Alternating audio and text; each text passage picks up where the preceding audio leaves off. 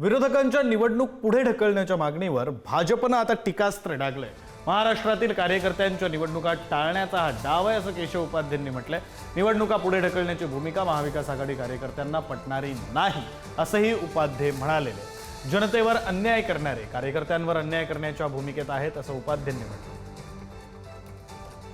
मतदार यादी निर्दोष होईस्तोपर्यंत निवडणुका घेऊ नये ही महाविकास आघाडीची मागणी, म्हणजेच कार्यकर्त्यांच्या निवडणुका, स्थानिक स्वराज्य संस्थांच्या निवडणुका होऊच नये यासाठी तिन्ही पक्षांनी मिळून रचलेला, संगनमताने रचलेला कट आहे। आता मतदार यादी निर्दोष करण्याचा जो प्रयत्न सुरू आहे त्याला काँग्रेसचं समर्थन आहे का, असे अनेक प्रश्न आहेत।